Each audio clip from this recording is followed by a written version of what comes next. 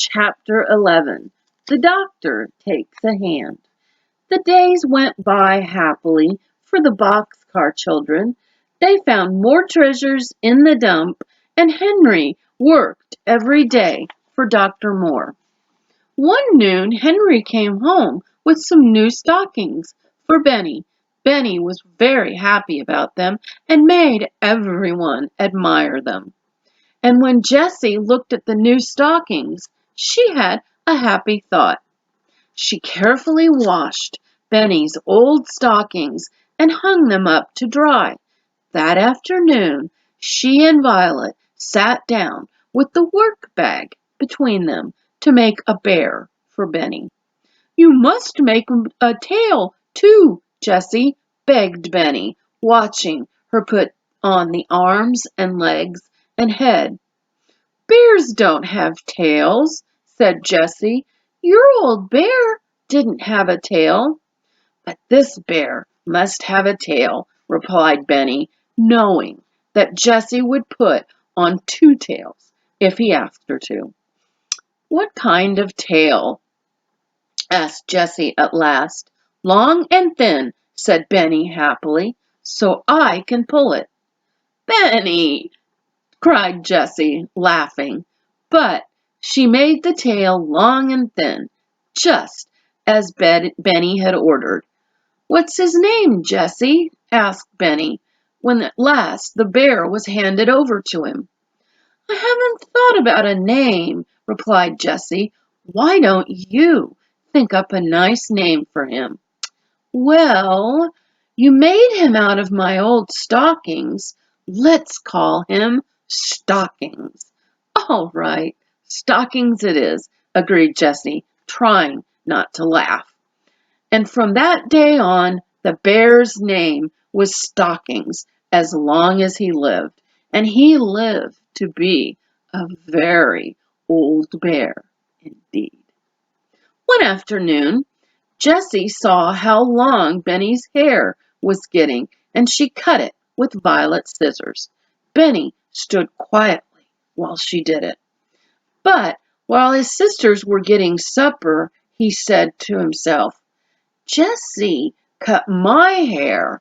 I'll get Violet's scissors and cut Watch's hair. He will look better." He found Violet's scissors and made Watch lay down on his side. Then he began to cut his hair off. Benny said, "Good dog, Watch. You're Jessie's dog, so I will cut a J in your hair. Hold still now." Watch lay still, and Benny began to cut a J. It was not a very good J, but it looked a little like one. Soon Benny had cut off all the hair on one side with a J in the middle. He stood admiring his work. Just then Jessie came to see what he was doing. "Benny," she cried, "what are you doing?" Then they began to laugh. "Oh, Violet, come see," she called. "Watch looks so funny." Jessie laughed and laughed until she almost cried. Violet laughed until she did cry. Then she could not stop crying. She cried and cried. At last, Jessie made up her mind that Violet was really sick. "You must go to bed, Violet," she said. She helped her carefully into the boxcar and put pine needles all around her and under her. Then she wet a handkerchief in the cold water of the brook and laid it on her sister's hot head. "I wish Henry would come home," said Jessie. "What shall we do?" When Henry came at last, he looked at Violet and said she must have a cold. "Maybe she sat too long by the brook," he said. "If Violet is sick, she ought to go to the hospital," said Jessie.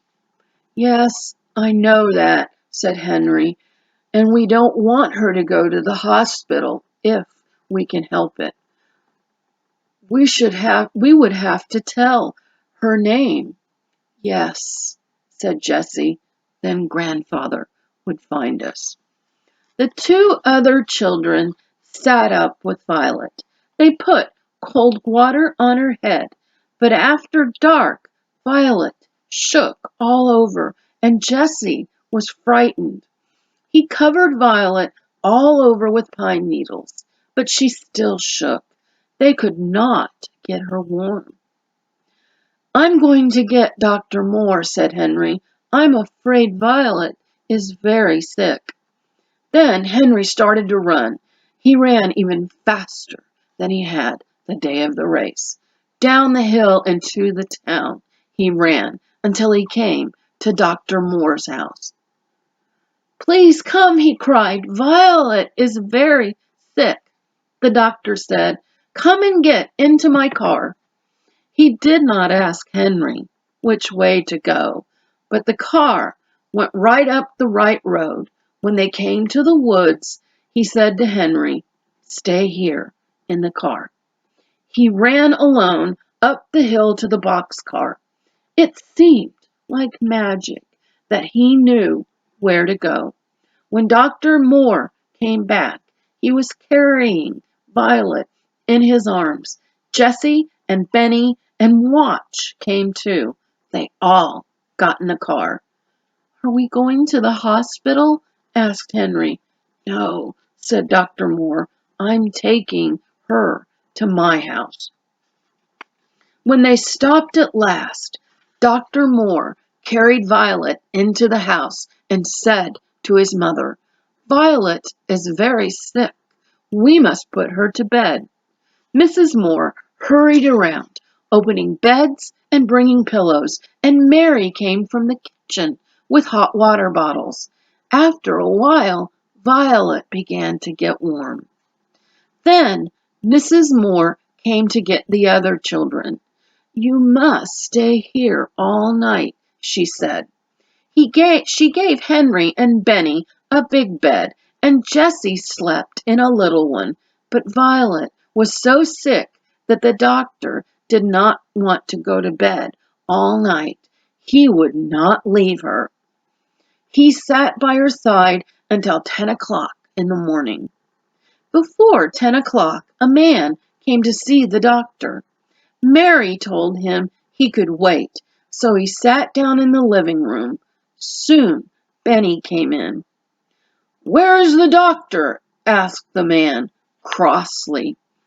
He's up in Violet's room, answered Benny. This means $5,000 to him if he will come down, said the man. Oh, he can't come down now, said Benny. What do you mean, boy? Asked the man. What is he doing? He's taking care of my sister, Violet, said Benny. She is sick. And you mean he wouldn't leave her even if I gave him $5,000? Asked the man. Yes, answered Benny. That's what I mean. Then the man said, You see, I have lost a little boy, and I think the doctor knows where he is. My little boy is just about as old as you are. Well, if you don't find him, maybe you can have me, remarked Benny. I like you. You do? Cried the man. Come and get up in my lap. Benny climbed into the man's lap. Have you a dog? He asked. No, said the man. He is dead now, but you can see him in my watch. Here he is. Benny looked at the dog. He looks like a very good dog, he said. I have a dog too. His name is Watch. Just then, Watch came in with Dr. Moore. Good morning, said Dr. Moore. Benny, you can go and play with Watch. Benny ran out, and the man said, Dr. Moore, where are my grandchildren? That little boy is one of them, said Dr. Moore quietly. That beautiful little boy? Said the man.